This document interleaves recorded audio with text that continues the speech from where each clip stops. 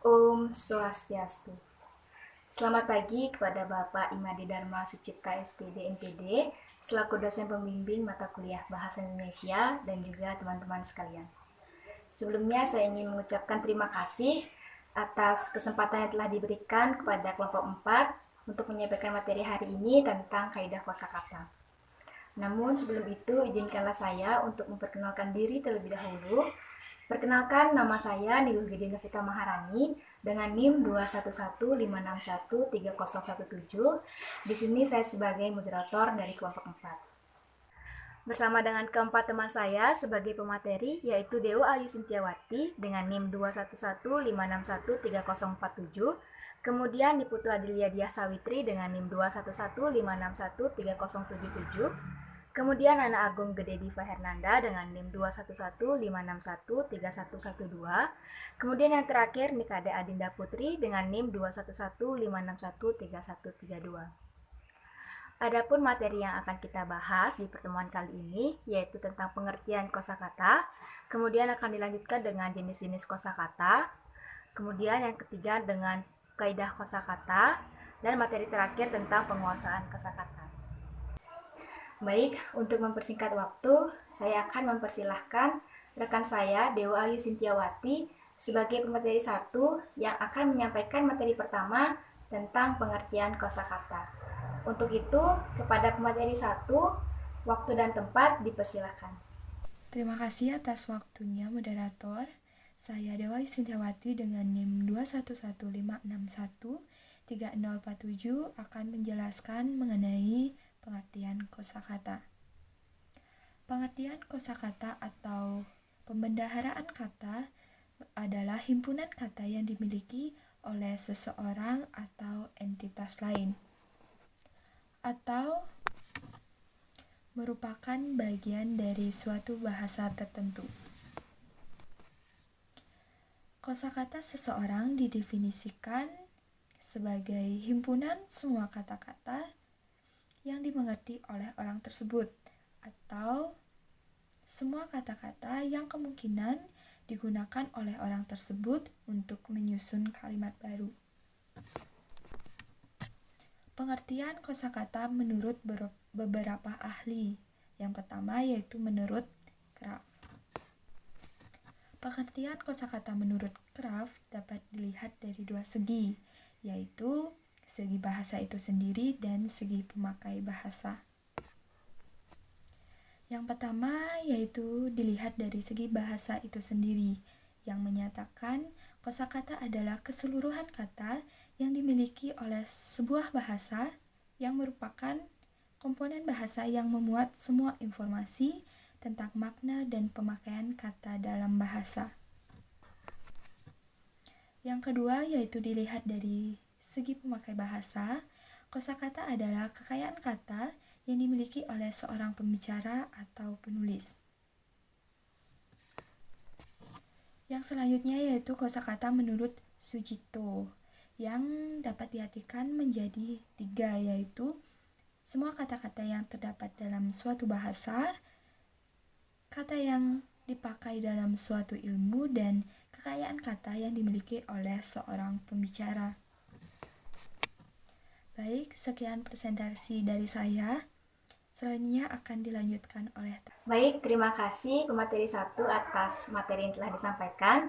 Kemudian akan dilanjutkan dengan materi jenis-jenis kosakata yang akan disampaikan oleh rekan saya, Niputu Adelia Diah Sawitri sebagai pemateri 2. Untuk itu, kepada pemateri 2, waktu dan tempat dipersilahkan.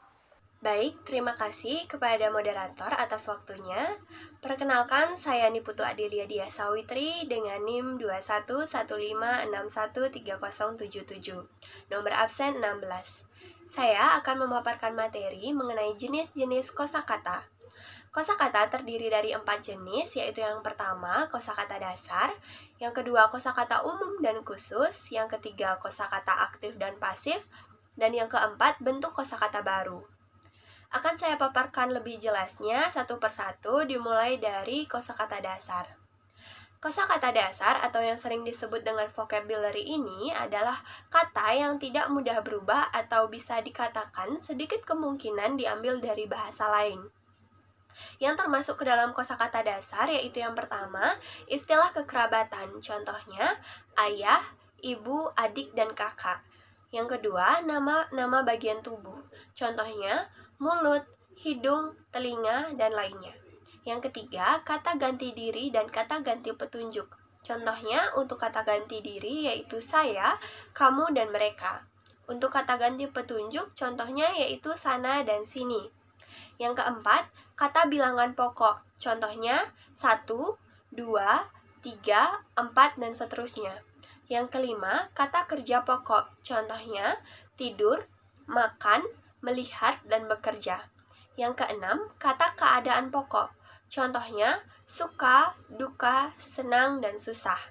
Dan yang ketujuh yaitu kata benda universal. Contohnya tanah, api, udara, dan air. Bentuk kosakata yang kedua yaitu kosakata umum dan khusus, di mana kosakata umum adalah kosakata yang mengandung makna secara umum dan luas, sedangkan kosakata khusus adalah kosakata yang mengandung makna secara khusus dan sempit. Dengan kata lain, kosakata umum memberikan gambaran kurang jelas, sedangkan kosakata khusus memberikan gambaran yang jelas. Jadi untuk teman-teman sekalian yang ingin mengefisienkan suatu penuturan, disarankan untuk menggunakan kosakata khusus ketimbang menggunakan kosakata umum. Karena nantinya akan memudahkan teman-teman sekalian dan lawan bicara teman-teman sekalian mengerti dan memahami apa yang dimaksud dalam pembicaraan teman-teman sekalian. Nah, contohnya yaitu kata penjahat. Kata penjahat ini termasuk ke dalam kosakata umum, namun pada kosakata khususnya menjadi pencuri, pencopet, dan pembunuh. Nah, ketiga kata ini termasuk ke dalam kosakata khusus karena sudah lebih menjerumus pada suatu kejahatan apa yang dilakukan. Nah, jenis kosakata yang ketiga yaitu kosakata aktif dan pasif, di mana kosakata aktif adalah kosakata yang sering dipakai dalam berbicara atau menulis. Sedangkan kosakata pasif adalah kosakata yang jarang dipakai, tetapi biasanya digunakan dalam dunia sastra, khususnya penulisan puisi.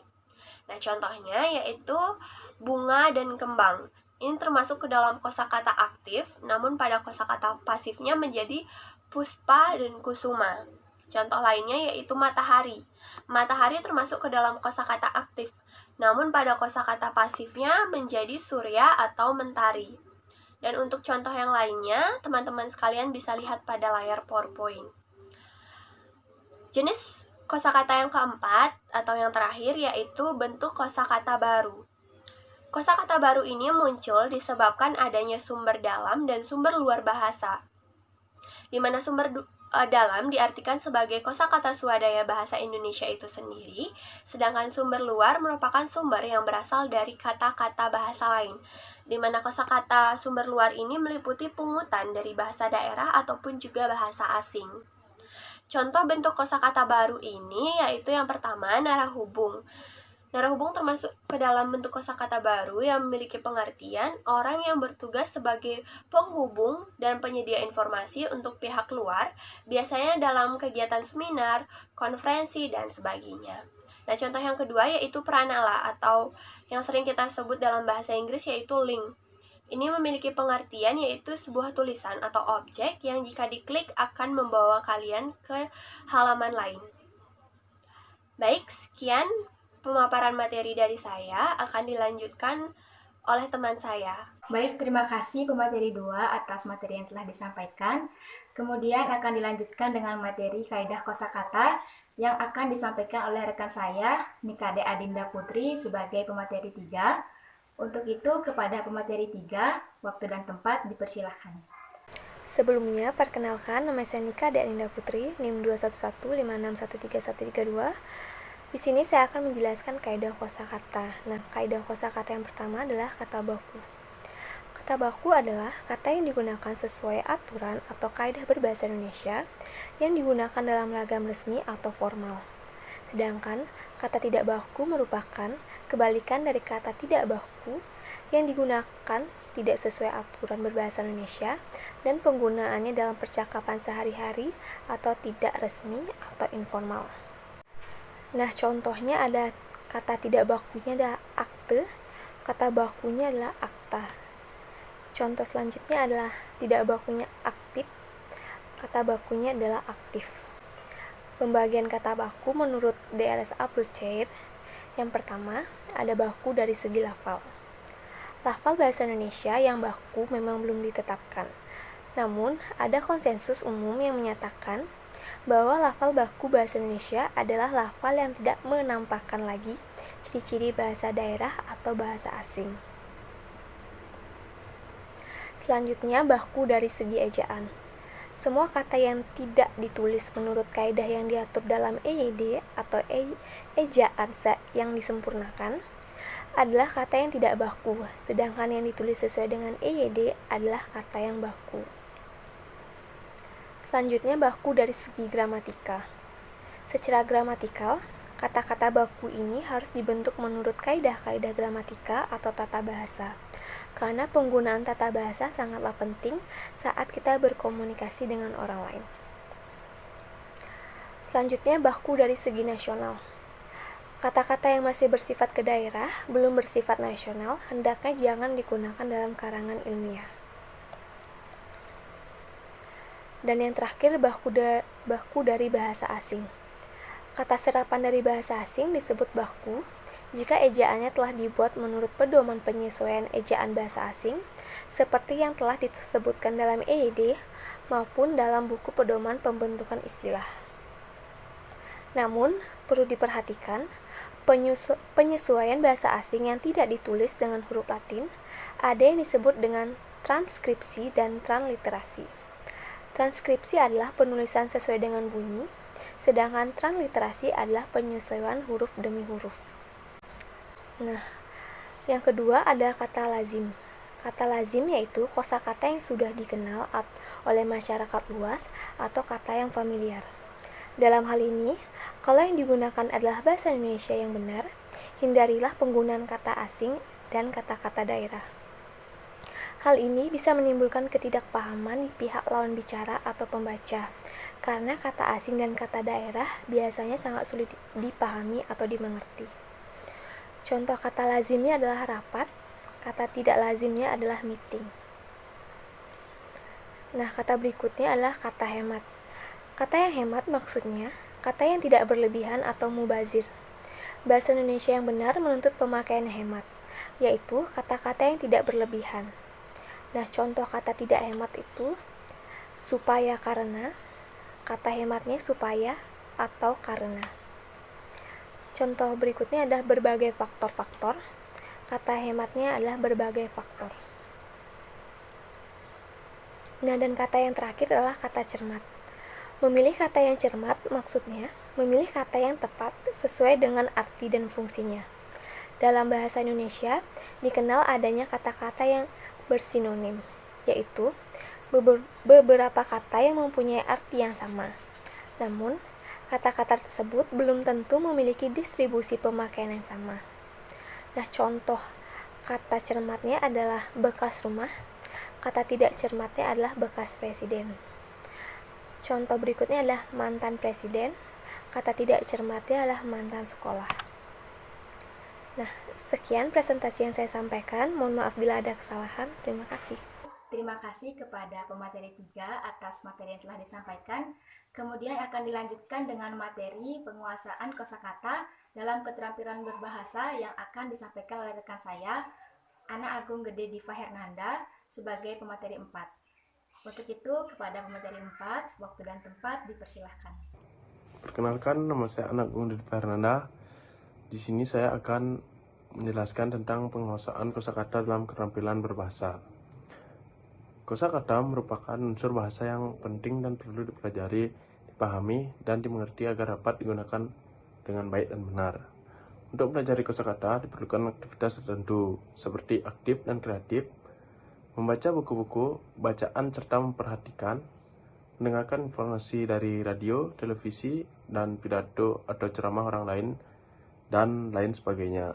Dengan aktivitas tersebut akan diperoleh istilah yang dapat menambah pengetahuan, keterampilan, dan kemampuan untuk memahami, mengerti, mengembangkan, dan menerapkan penguasaan kosakata tersebut dalam praktik di dalam kehidupan sehari-hari. Penguasaan kosakata adalah kegiatan menguasai atau kemampuan memahami dan menggunakan kata-kata yang terdapat dalam suatu bahasa, baik bahasa lisan maupun tulisan. Penguasaan kosakata sangat diperlukan karena semakin banyak kosakata yang dimiliki seseorang, semakin mudah pula ia menyampaikan dan menerima informasi. Kosakata yang dikuasai mahasiswa dilihat dari penguasaan sinonim, antonim, dan makna kata. Tarigan tahun 1986 menyatakan bahwa sinonim adalah kata-kata yang mengandung arti pusat yang sama tetapi berbeda dengan nilai kata. Antonim adalah kata lain untuk benda lain dan makna. Penguasaan kosakata merupakan salah satu syarat utama yang menentukan keberhasilan seorang untuk terampil berbahasa. Semakin kaya kosakata seseorang, semakin besar kemungkinan seseorang untuk terampil berbahasa dan semakin mudah pula ia menyampaikan dan menerima informasi baik secara lisan maupun tulisan atau menggunakan tanda-tanda dan isyarat. Hal ini disebabkan karena bahasa merupakan sesuatu yang sangat penting dalam kehidupan agar terciptanya komunikasi yang lancar dan efektif. Sekian presentasi dari saya. Baik, terima kasih kepada pemateri 4 atas materi yang telah disampaikan. Baik, itulah tadi penyampaian materi dari kelompok 4 tentang kaidah kosakata. Jadi di sini saya bisa menarik kesimpulan, kosakata merupakan himpunan kata-kata yang dimiliki oleh seseorang untuk menyampaikan atau membuat kalimat baru. Yang dimana kosakata ini memiliki beberapa jenis, yaitu yang pertama kosakata dasar, kemudian kosakata umum dan khusus, kosakata aktif dan pasif, dan yang terakhir bentuk kosakata baru. Adapun aturan atau kaidah kosakata ini yaitu tentang kata baku dan kata tidak baku, kemudian kata lazim, kata hemat, dan juga kata cermat. Seperti yang kita ketahui, kita memiliki banyak kosakata. Dengan banyaknya kosakata tersebut, diharapkan kita bisa untuk menguasai kosakata tersebut dengan dapat memilih kosakata yang tepat, yang sesuai saat kita berbicara. Dengan itu kita bisa mudah untuk berkomunikasi dengan orang lain. Baik, sebelum kami menutup presentasi kami hari ini, kami memohon maaf atas kesalahan kata yang kami telah ucapkan, baik disengaja maupun tidak, selama kami menyampaikan materi. Kami menyadari bahwa kami jauh dari kata sempurna, maka dari itu kami berharap saran dan kritik dari teman-teman sekalian. Untuk itu, saya akan tutup dengan Paramo Santi. Om Santi Santi Santi Om. Terima kasih.